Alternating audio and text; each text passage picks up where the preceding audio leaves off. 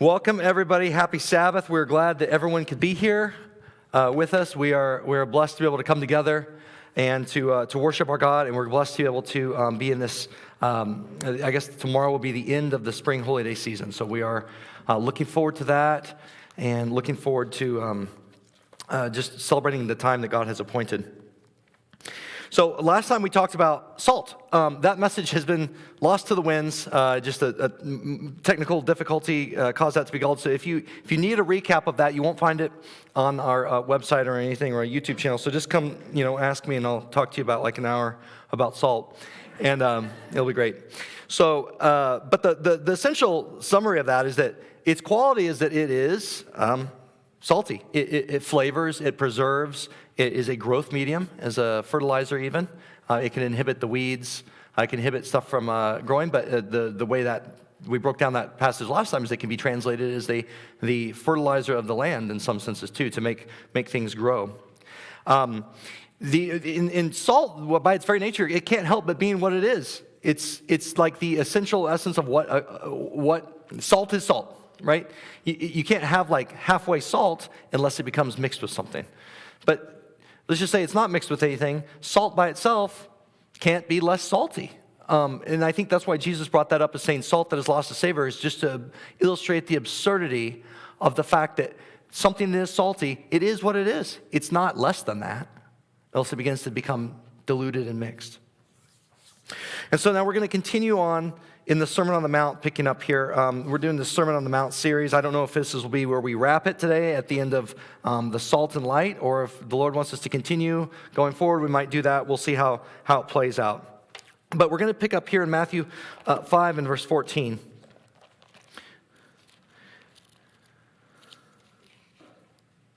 Matthew 5 and verse 14.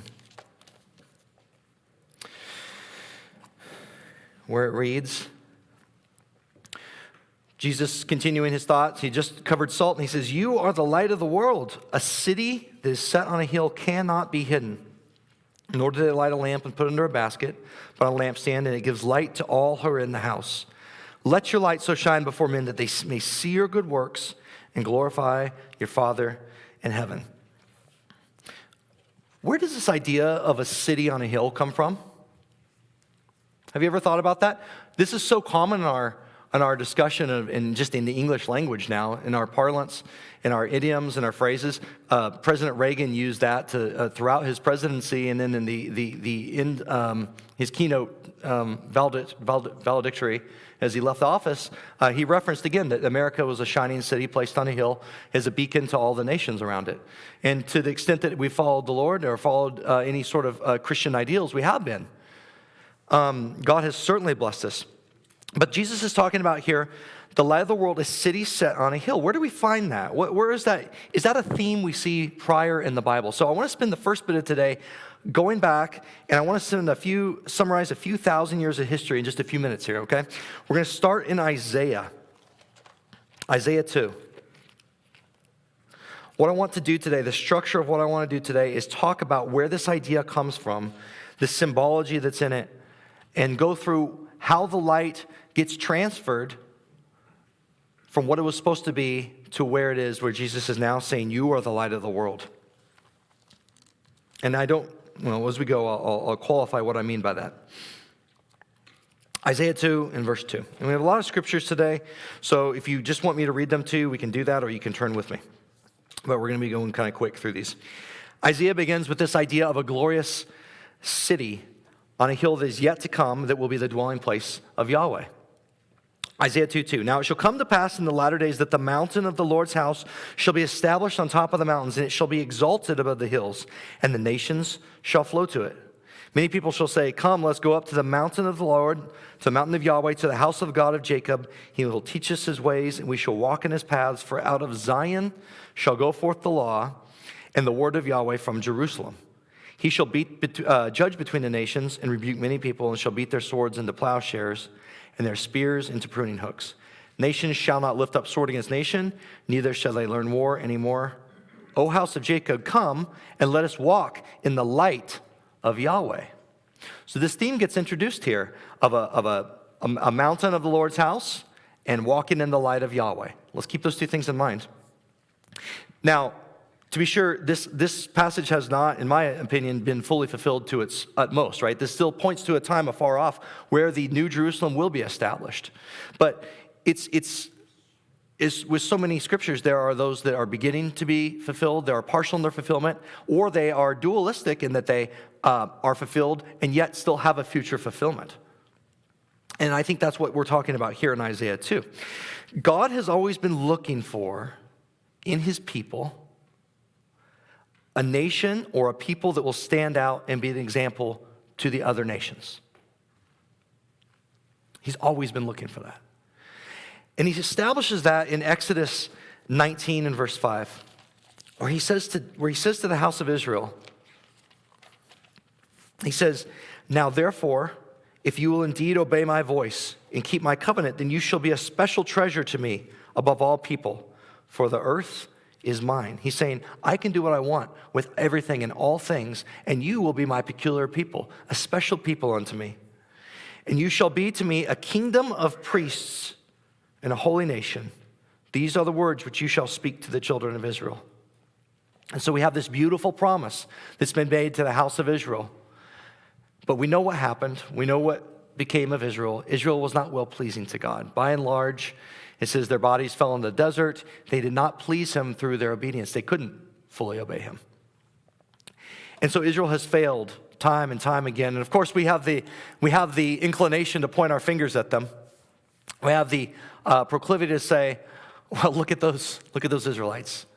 But we do it ourselves. We do it as well. We have all share the same fallen human nature. And so, years of this, the cyclical ups, downs of Israel, the ups and downs of Judah, especially, Israel, and when it split into the 12 tribes and the two kingdoms, Israel essentially had no good kings. Judah at least had some good kings. And so you had this cycle of up and down. And it goes, and it goes, and it goes. And so God sends other nations to take them captive, to issue forth punishment, until they call out to him again to deliver him. And this cycle repeats to some extent as well. And so we come to the place where Babylon has come into the picture to issue forth the judgment of the Lord. And Isaiah, I believe that's the context from which Isaiah is prophesying. And he points to a time afar off where there would be a servant who would be able to bear the weight and fulfill the role of being the light to the nations that Israel was always supposed to be, but that was not able to accomplish. And so let's break into that thought. Isaiah 42 and verse 1, "Behold, my servant whom I uphold." Now, many times, I'm going to stop myself already. Many times people think of this servant as Israel. But let's be honest with ourselves. Is this talking about Israel as we read through this? "Behold, my servant whom I uphold, my elect one in whom my soul delights. I have put my spirit upon him, and he will bring forth justice to the Gentiles. He will not cry out, nor raise his voice, nor cause his voice to be heard in the street.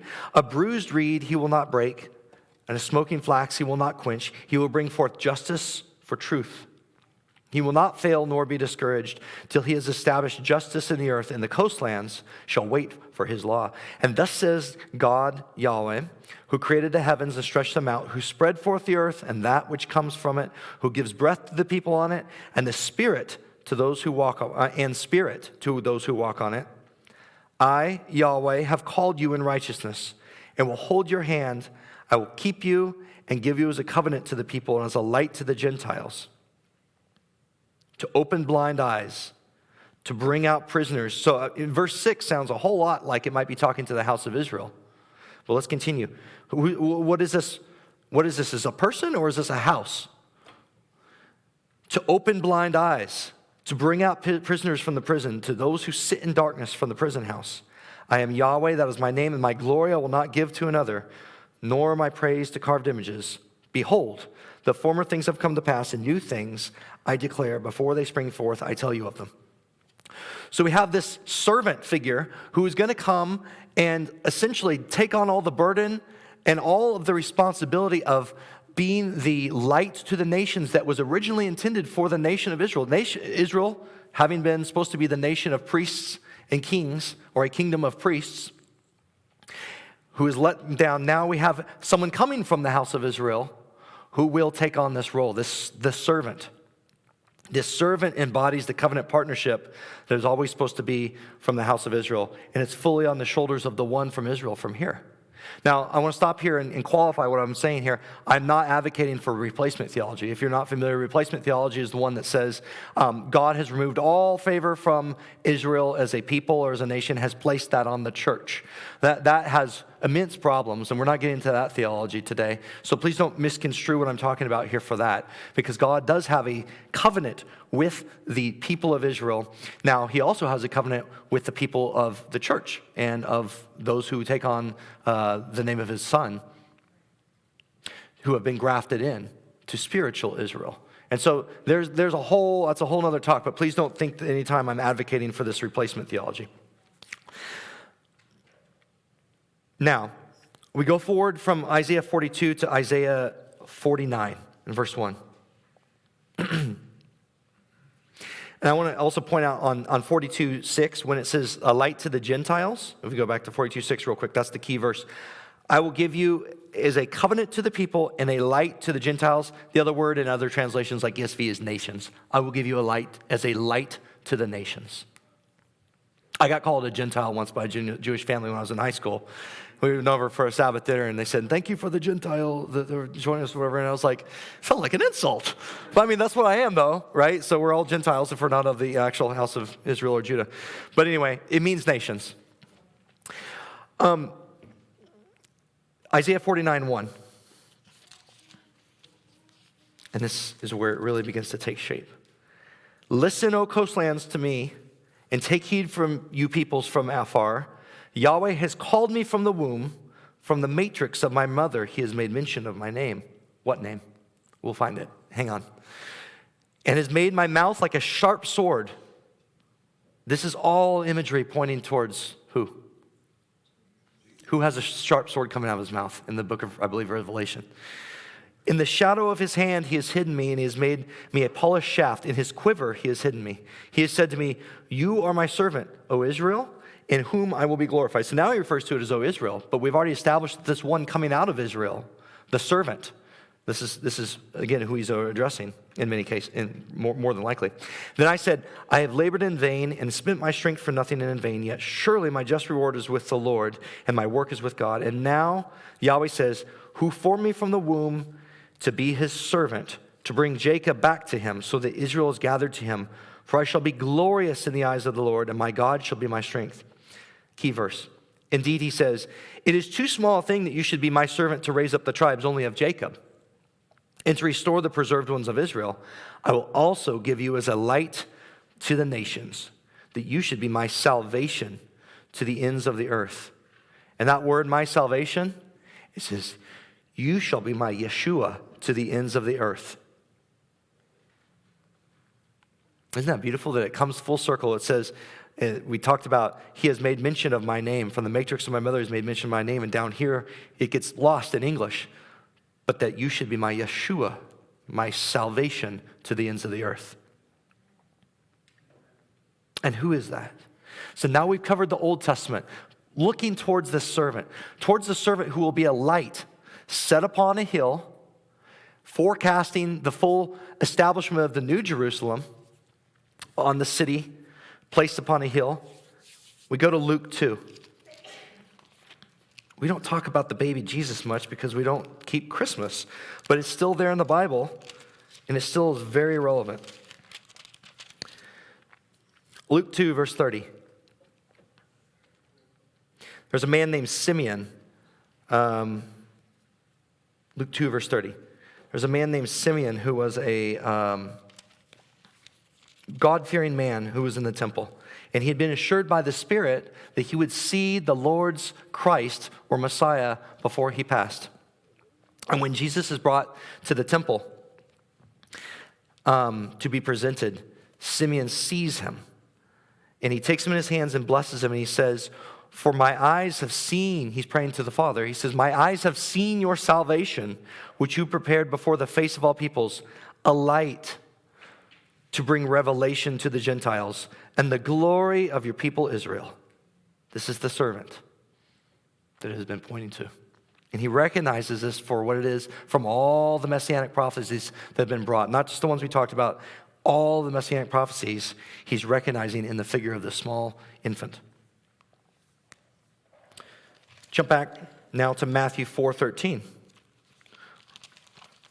We're working through establishing who Jesus is, having been prophesied to be the servant who came, having been prophesied over by Simeon that he is the salvation, he is the light to bring revelation to the Gentiles and to the nations.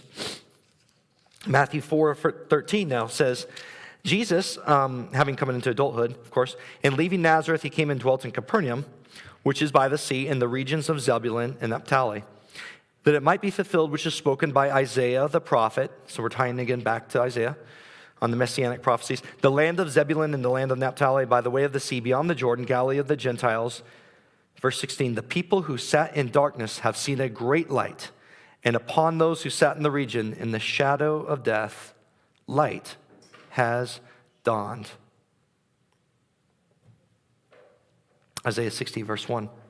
Arise, shine, for your light has come, and the glory of the Lord is risen upon you. For behold, the darkness shall cover the earth, and deep darkness the people. But Yahweh will rise over you, and his glory will be seen upon you. The Gentiles shall come to your light, and kings to the brightness of your rising. Lift up your eyes all around and see, they all gather together. They come to you, your son shall come from afar, and your daughter shall be nursed at your side. Then you shall see, and what? You shall become radiant. And your heart shall swell with joy, because of the abundance of the sea shall be turned to you. The wealth of the Gentiles, the wealth of the nations has come to you. And so now we can begin to understand the context somewhat more of Matthew 5, verse 14, when it says, you are the light of the world. A city that is set on a hill cannot be hidden, nor do they who light a lamp put it under a basket, but on a lampstand. We'll come back to the latter half of that passage later. But who is Jesus talking to here but the unimportant masses? These are nobodies he's talking to, and he's saying, you are the light of the world. He calls them and those yet to come still after them, you and I, all believers, that they're the light of the world.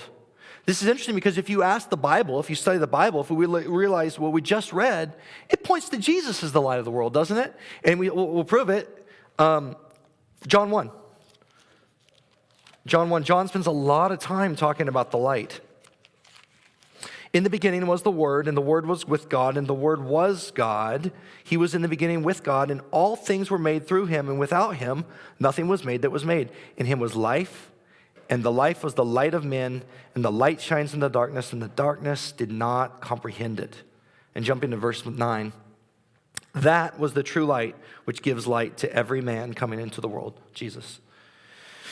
And then in John 8:12, Jesus spoke to them again, saying, I am the light of the world. He who follows me shall not walk in darkness, but have the light of life. Jesus declares himself as the light of the world. It's very simple. But he's saying, you are the light of the world now. What's going on? What's the switch? What's going on? Why the shift? John 9, verse 5 gives us some insight and some color into that. We're starting to see, I'm trying to make the biblical case here as to why. John 9:5 says, as long as I am in the world, I am the light of the world. What's the implication or the inference there? If I'm not in the world, the light has been removed. But he also promises to not leave us orphans. And so now he is giving us the assignment to become the light of the world. Big shoes to fill.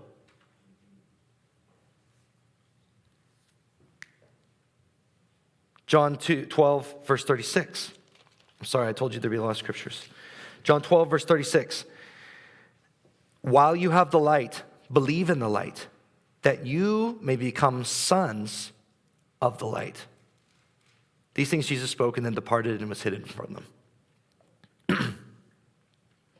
So is it us or is it Jesus? It's both. It's both. He is asking and telling his followers to be lights as well. While you have the light, believe in the light that you may become sons of light. Jesus is fulfilling the scripture that the light has come. And it will come to the nations. It will bless the nations. He will be that servant set upon the hill, blessing the nations. But he had to go. He's coming back, but he had to go. And so he doesn't leave us without the light. He's not to leave the world dark. And so he sets up those who would be his luminous emissaries. We, being lights of the world, and Jesus being the light of the world, we're taken together. We can't have one without we can have one without the other, but we can't exist without him being the light first. Just as the moon gives its light as a reflection of the sun, at least in the classical planetary model, we are to be lights that reflect the true light. And similar to, remember when Moses would go and have meetings with the Lord, when he would go up and for the Ten Commandments, or when he would go into the tabernacle to meet with God. It said that he would leave, when he came down from the mountain, his face was glowing. He was illuminated. What was the verse earlier that we said? They said that we shall become radiant. And we see that vividly demonstrated from Moses when he had his fellowship with the Lord. He was very literally radiating the power of God as though it had been face to face with him, and now it was coming off of him. But guess what? The people, of course, didn't like it. Please put a veil over that, Moses. It's offensive to us. It causes us great discomfort.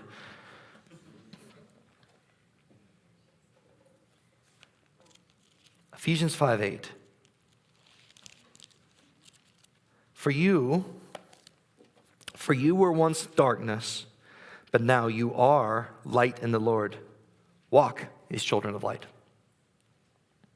And you jump forward to verse 13.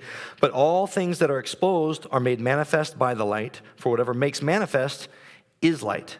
Therefore he says, awake, you who sleep, arise from the dead, and Christ will give you light. So let's break down here what Jesus is saying in this description of who the Christian is and how it is to have this effect on the world. When he says, you're the light of the world, a city that's set on the hill can't be hidden.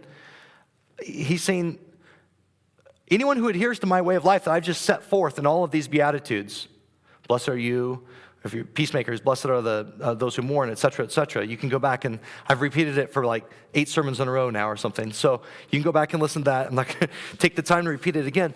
But he's saying, if you are that, if you are empowered by the Spirit to be that, you are those who walk in the light, and you are now the light in the world.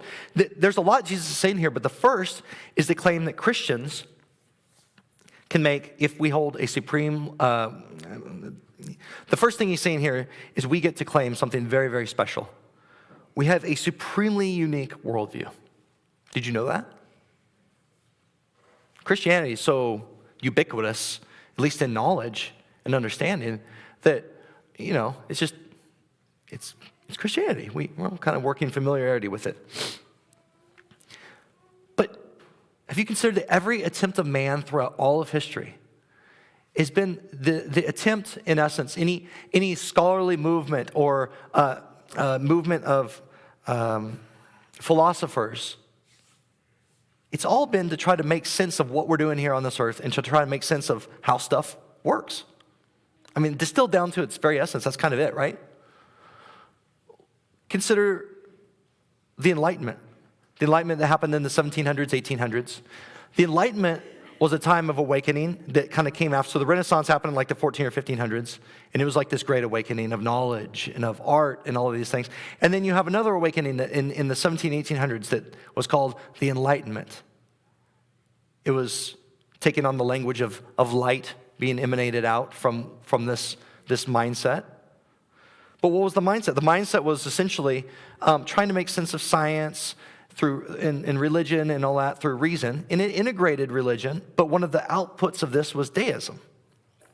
Deism essentially distills religion and how man relates to God down to, I can't get all this right, but sort of down to reason. It sort of takes the need for salvation. And if you're looking for salvation or like a solace, it doesn't really offer you much. Because man's way to God is through reason, in a sense. And so that was on the kind of the religious side of the Great Awakening. But then, and this is sort of a caricature of it. I'm not an expert on this in any way. But then you have other areas that kind of delve away from that. And we call this the Enlightenment, as though now man has been enlightened. So we can now solve all the world's ills and problems now, right? Because we have thought our way into it. We have now used reason, because God gave us reason, we've now used reason to make sense of the world and how everything works or does not work. And yet that's a false promise because it didn't come out that way. What ended up happening is the way that men always work. We pendulum swing from one extreme to the other. We said we went too far with that. And so we came back with romanticism, which emphasized feeling and, whatever the romanticism movement was all about. That's all I remember from looking it up is feelings and emotions, okay? So go study that on your own, but whatever. The point is that we move from one extreme to other as humanity. That's our and you can see that throughout all of human history. The pendulum swings throughout generations and generations as we react to one extreme and go the other way, and we go too far, so we react to that and we go the other way.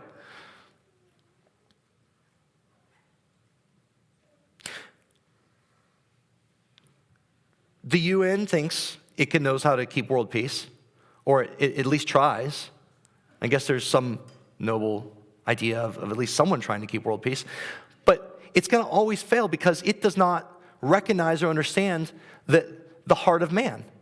Christianity is the only thing that really tells us what's with the heart of man. Other religions say, be good, find your way in favor towards God. Christianity is about the only one that says, you're flawed, you're deeply removed from God, and you require something to bring you back. And you have to actually diminish yourself in order to be lifted up. That's what we spent so much time talking about in the early aspects, or early parts of the Beatitudes.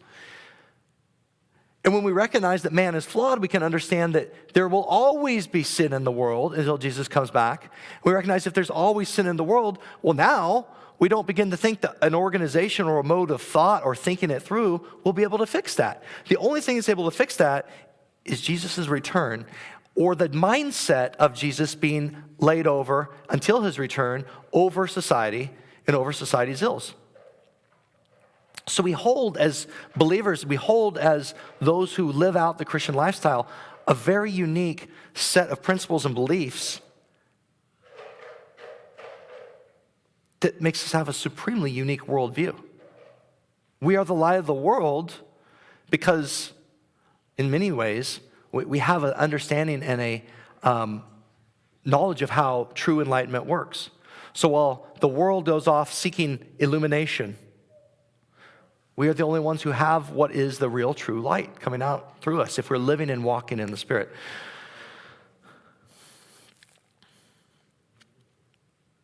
Only the Christian can understand James when he says, James 4, where do wars and fights come from among you? They come from your desires for pleasure that war in your members. You lust and you don't have.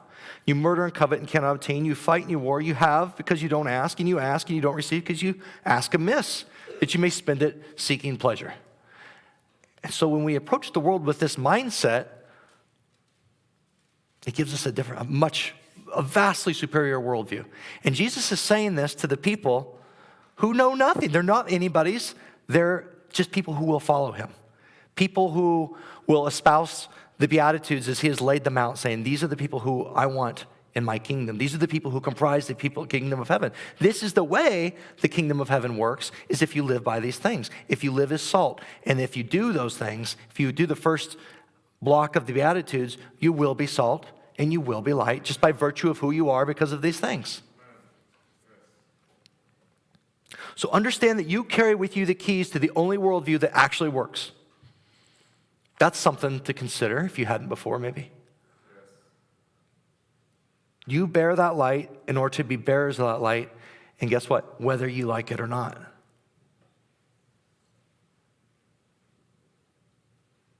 So what's the nature of light? The first is that it exposes the darkness and eliminates darkness. Can you kill the lights, Eric?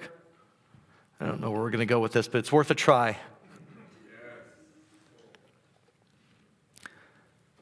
Like all of them, if we can.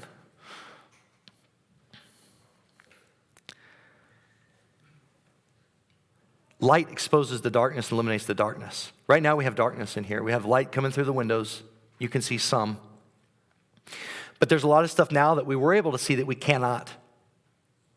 This is where we were before we came to Jesus. We were crawling along in the world and we couldn't see. But light illuminates. It causes growth in plants and all the other things that we see. It cleanses. Did you know that the UV and light can be used as a cleanser? They use that for water purification. They use that for, that's why you can have something that's completely nasty and just leave it in the sun and the nasty eventually goes away. It awakes from sleep. Every morning, if you're working off a proper circadian rhythm, the light will come in and wake you up. If you're asleep, you generally don't like the lights shining in your eyes and waking you up. The world is asleep. The world is not going to love it. That says the world loves darkness, John 3:19. And this is the condemnation, that the light has come into the world and men love darkness rather than light because their deeds were evil. For everyone practicing evil hates the light and does not come to this light, lest his deeds should be exposed. But he who does the truth comes to the light, that his deeds may be clearly seen, that they have been done in God. If someone's wanting to sleep right now, it's a good opportunity because it's dark in here.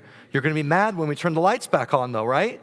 And so is the world. If they're sleeping, if they're happy where they're at, they will be happy with it. But turn the lights, please. They will, when the lights come, whenever the nature of the Christian who is operating within the Beatitudes, within the person that we defined as the Beatitudes, and is being the light of the world, not by doing anything special, but just being who God called him to be, he will expose, not even through being proactive necessarily, just his mere presence will shine light in areas where there is no light. You've probably had it happen to you. I think someone brought this up maybe a while back. But you've maybe had it happen to you at work or just out and about where someone will catch themselves cursing or referencing partying or whatever, but then they'll recognize that they don't want to offend you because they know you're a known quantity. They know that something's different about you. Maybe they know you're a Christian, maybe not. That happened to me the other day. Not that I'm perfect at work at all, but someone had, I think, had asked if I participated in certain activities. And like, well, because we know you're a Christian or you go to church. Or someone has, my boss dropped a 4-letter word and then quickly backed off and apologized for it. Is that super significant? Maybe not, probably not. But it's just a small demonstration of if we're out there doing our best to walk in these things, people will have, the illumination will come out from us. Now, how the person responds to that illumination, if they're getting woken from a sleep, if you get woken from a nap, you can wake up on the right side of the bed or the wrong side of the bed, right? Or if you wake up in the morning, you can wake up on the right side or the wrong side. I think the difference is outlook and attitude and how willing we are to respond to the light that's come our way.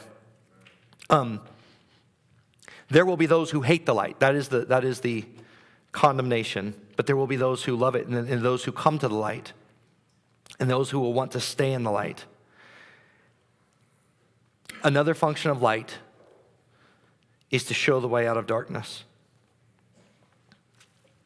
I hope I can get through the story without too much difficulty. In November 26th of 1943, my grandpa, on my mom's side, Bill was his name, he was on a ship. He was a soldier in World War II in the China, Burma, India theater. He was on a ship somewhere in the Mediterranean. They were going between countries. I can't remember which ones. It doesn't really matter.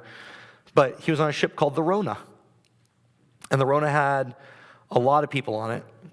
I want to say it was upwards of 2,000 to 3,000 people. It was overcrowded because they were doing troop transport. It was a royal ship that had been converted to troop transport. And as they were going, the Germans happened to be in the area, and they deployed a new, previously unused weapon. It was a radio-controlled guided bomb. So they were all on the deck, and they saw the Germans come over, and they're like, shoot at them, and the Germans started to fly away, and then right when they flew away, a smaller plane dropped out of the bottom of the plane, and they're like, what's that? And it came back and looped back around, and it struck the ship directly, right? It was a dead-on hit. It was the first time that technology had been used successfully. in warfare. And as a result, no one on that ship, the government did not allow them to talk about it. I think it was concealed for something like 50 or 60 years. You couldn't find really any information in the public domain about it because the military had suppressed it. They didn't want to give the victory to the Germans or let them know that it had been so successful. But I think it was about 1,800 people died during that. It was it was the largest maritime casualty event in U.S. history, I think, up to that point. But no one knew about it. My grandpa was on that ship. Now, my grandpa, if you knew him, you would love him if you knew him. He's like a more fun version of me. He's like a better, more entertaining version than me. My grandpa had used the ductwork of the lower decks of the ship in order to sneak into the officers' quarters. He had learned the inner workings of the ship because he would use the ductwork to climb to the officers' quarters to borrow water because the officers had better water. So he would, being the stinker that he would go in there and steal all that stuff. So he had a very good working orientation and familiarity with the underside of the deck. And that's where he happened to be when the bomb hit. And so all lights go out. He can't see anything. And he's alone until someone comes up near him and says, I'm lost. And he goes, don't worry, I know the way out. And so because he had used all the back channels to steal water from the officers, he was familiar with how the layout was. So he became a guide to the man behind him and was inching his way along. It was pitch black, and he was inching his way along in the route that he knew until he hit something. And he stopped and felt and realized that where he was going was where the bomb had hit. One more step, he would have been dead. He would have been down in the massive hole that the bomb had made. But he stopped, and then he gave up. He said, I'm sorry, I don't know. Because the path he thought he knew it was wrong. It had been taken away. He was completely in the dark. And it was right at that time, right around the time he'd given up and was just, all hope was lost. He was surrounded by darkness and wreckage, that a light poked through a door that opened over on the other side. And a man called through, shining the light to him. And the man called through and said, please come this way. I know the way. Do you think he went? Of course he went.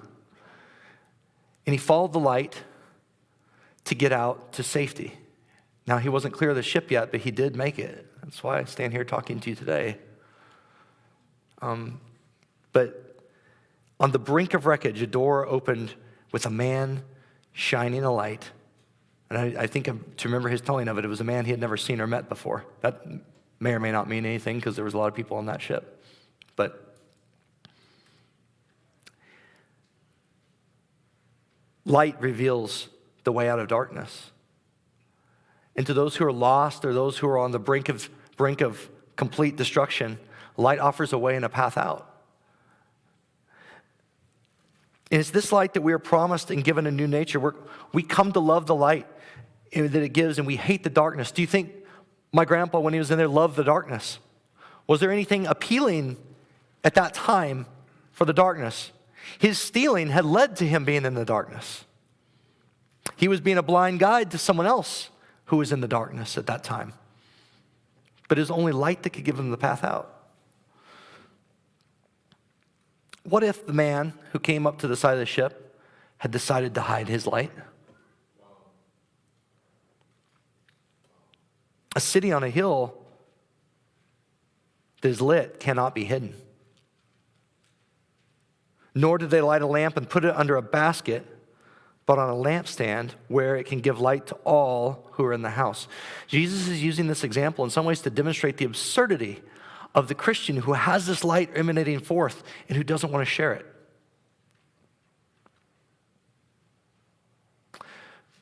There might be some who have heard it said that the commission is really only for ministers or pastors, but it's not been given to everybody. Or maybe it was for the apostles or the disciples at the time.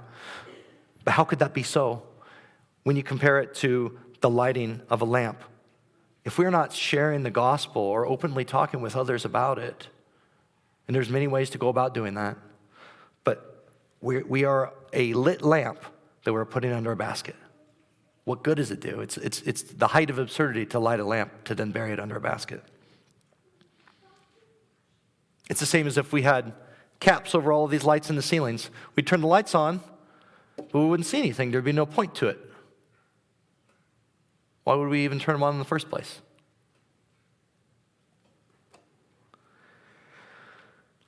This is saying that the true Christian, when we're really living in the light, when we're really walking in the Spirit, we cannot help but be noticed by the world. That's our job. That's our job. And I want us to understand one thing, that it cannot come through our efforts alone. We can try to be the best person. We can try to be the nicest guy. We can try to be the most compliant employee at our company. If we're not fulfilling the first aspects of the Beatitudes, it's going to be very hard to be an active and demonstrative light into the world. That's why we have to rely on the Spirit for this. Matthew 5:16 says,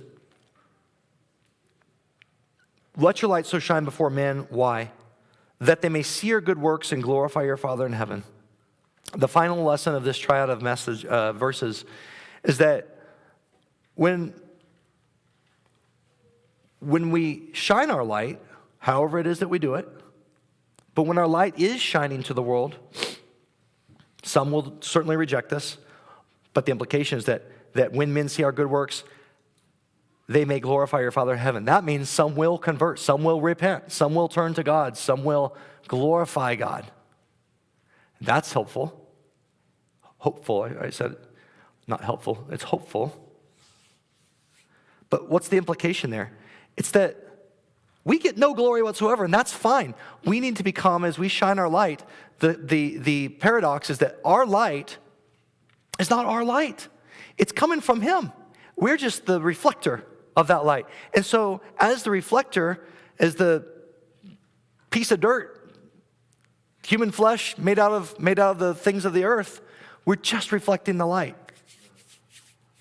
And so we take no credit for that. That's the man's inclination and challenge, is to take credit for the good things that we do, to take credit in some way, shape, or form for the light. But it says here that they may see your good work and glorify you, or no, glorify your Father in heaven. So we, as we shine our lights, our job is to get out of the way. It's not to broadcast our good deeds in any way, shape, or form, or to become in any way about us. It's all about glorifying the Father.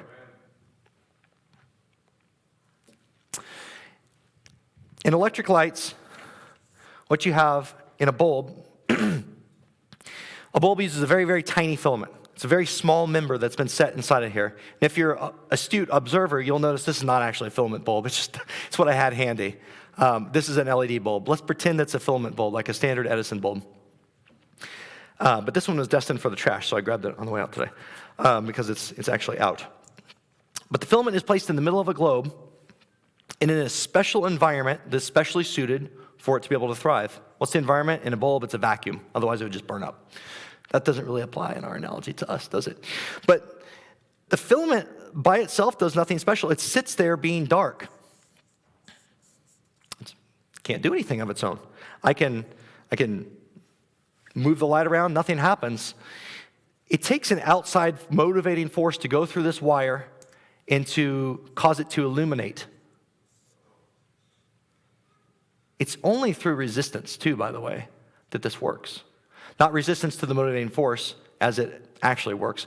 But I'm going to take this analogy and say, through resistance of trials and things that come having been given the Spirit and walking in the Spirit, when we get trials, and how we respond to those ought to be that we give off light to the world. How is it that man has cancer and he's so hopeful? Or how is it that that person has just lost their job, but they're not worried? These trials allow us to have an outgiving of light, an outpouring of light. Electrically, resistance is what causes the light to come out.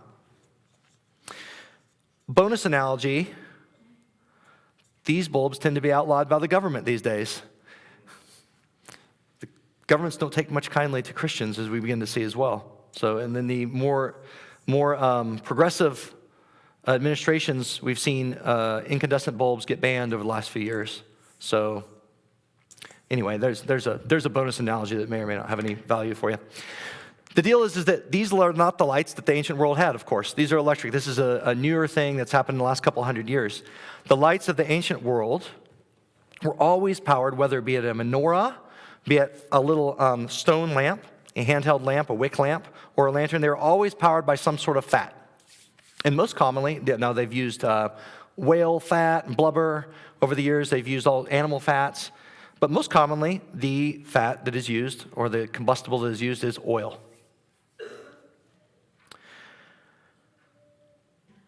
The oil is the powering force behind the lamp. What does oil represent in the Bible? The Spirit. Matthew 25:1. Then the kingdom of heaven shall be likened to 10 virgins who took their lamps and went out to meet the bridegroom. Now 5 of them were wives and 5 foolish. And those who were foolish took their lamps with no oil in them. But the wise took oil in their vessels with their lamps, and while the bridegroom was delayed, they all slumbered and slept. And then at midnight a cry was heard, behold, the bridegroom's coming. Go out to meet him. And then all those virgins arose and trimmed their lamps. And the foolish said to the wise, give us some of your oil, for the lamps are going out. And the wise said, no, lest there should be not enough for ourselves in you, but rather go to those who sell and buy for yourselves. And they went to buy. The bridegroom came, and those who were ready went in to the wedding, and the door was shut.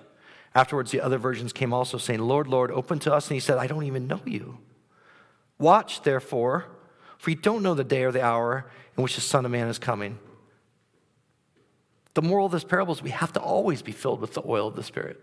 We don't know when God's coming back. We don't know when Christ is going to return. So we have to be prepared.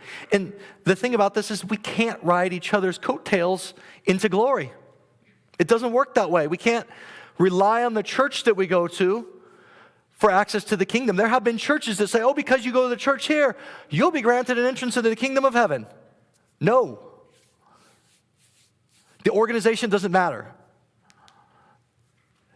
A relationship with God matters. Being filled with the Spirit matters. Being filled with the oil of the Spirit is the only way that this happens.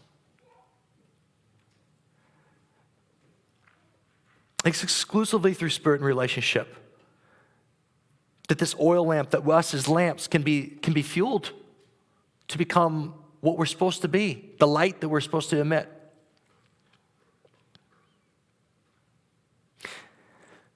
Do you remember in the first Pentecost that it said the Spirit was given? So let's just say that they were filled up with oil. And what happened next? Tongues of fire appeared over their head. Like God's presence. Like they were almost like walking, talking, emitting lights. And what happened then? 3,000 people were added to their numbers because they saw what happened. I love how God uses these illustrations to admit, because there's so much symbology in all of he does, but then he actually takes that symbology sometimes and makes it very literal. The fire of God indicates his presence. The oil indicates the Spirit. And he made these people into lamps. And then he calls the church his lampstand. When Jesus in Revelation 1 is walking, the one identified as Jesus is walking in John's vision, he's walking among the 7 lampstands, which are the churches, which are fueled by the oil of the Spirit. What happens if the churches don't give off their intended light? Their lampstand can be taken away.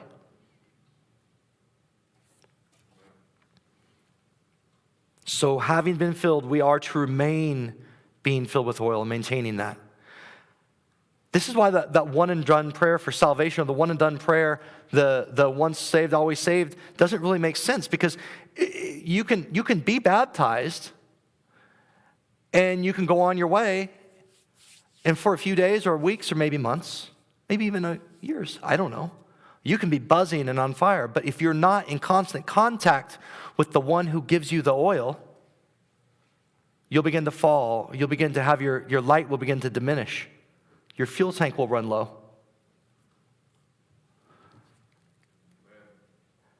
So it requires that we stay connected to the Lord. And I find myself so often in this place because I'm like, life is busy. And then you have work and you jump up into work and you're working before you know it and you haven't gotten the time with God. And so you're like, why do I feel so distant from God? It's because I haven't maintained the connection. I haven't pursued him. Maybe you all can identify with that. I wish I didn't have to say that about myself, but it's true. But that means we're trying to walk in the Spirit, constantly fellowshipping with God in prayer, constantly meditating on the things of God, endeavoring to be apart from the things of the world, staying away from the mixture, reminding ourselves daily of our identity in Christ, the things that we're supposed to be on the first few Beatitudes that he gave you. Remind yourselves of those daily. This is the character of the Christian, the only ones who will inhabit the kingdom of God. And stir up the gift of the Spirit. Paul instructs Timothy in 2 Timothy verse 1, therefore I remind you to stir up the gift of God, which is in you through the laying on of my hands. As the darkness of this world gets darker, don't be lulled to sleep. Darkness makes you want to fall asleep. That's the way we work in the physical, and that's the way we work in the spiritual. Darkness lulls you. But the good news about darkness is what light we have, it begins to shine brighter. The darker it gets out there, the brighter your light will become. And allow it to ever become more and more bright beyond that.